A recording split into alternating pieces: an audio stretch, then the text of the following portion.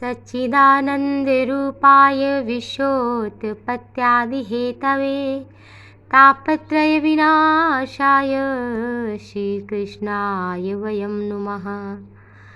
इसी शुभ प्रार्थना के साथ में कि भगवान आप सभी पर कृपा करें, आप सभी के दैविक भौतिक ताप को प्रभु नष्ट करें। इसी शुभ मंगल कामना के साथ में आइए श्रवण करते हैं पुत्रदा एकादशी व्रत कथा, जिसको श्रवण करने से आप पर भगवान निश्चित ही प्रसन्न होंगे।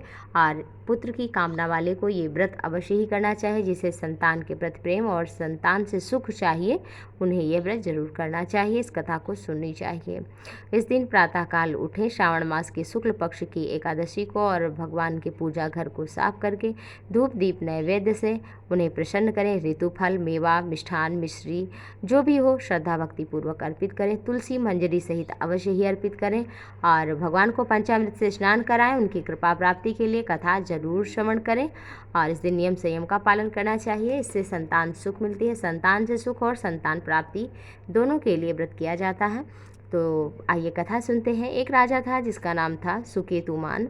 वो बड़ा ही धार्मिक था, धर्म के कार्य करता था, परंतु उसके जीवन में कोई संतान नहीं थी। और वो भद्रावती नगरी में रहता था। उसकी पत्नी सैव्या थी, बड़ी खूबसूरत सुंदरी थी वो, लेकिन उसके जीवन में एक कमी थी कि कोई संतान नहीं थी। बेचारा दिन भर परेशान रहता, हर दिन वो अचानक परेशान हो जाता।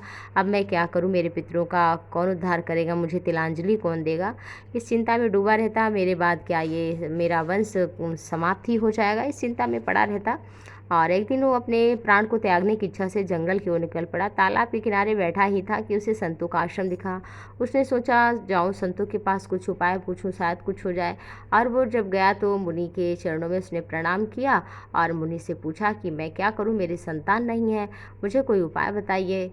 तो मुनि ने कहा कि तुम श्रावण मास के शुक्ल पक्ष की एकादशी व्रत को करो, नियम संयम का पालन करते हुए, और द्वादशी तिथि में ब्राह्मणों को भोजन करा के, ब्राह्मण को दान दक्षिणा देकर और गौ माता को रोटी इत्यादि देकर के स्वयं भोजन करो। इससे तुम्हारी सारी मनोकामना पूर्ण हो जाएगी।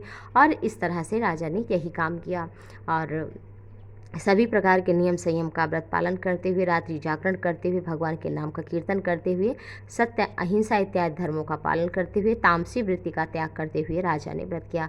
जिससे भगवान अति प्रसन्न हुए और उन्हें एक सुंदर पुत्र मिला और साथ ही साथ उन्हें इस संसार में सभी प्रकार के सुख भी मिले और अंत में उन्हें मोक्ष प्राप्त हुआ। इस तरह से जो कथा श्रवण करता है उस पर भगवान प्रसन्न रहते हैं। जय श्री हरि।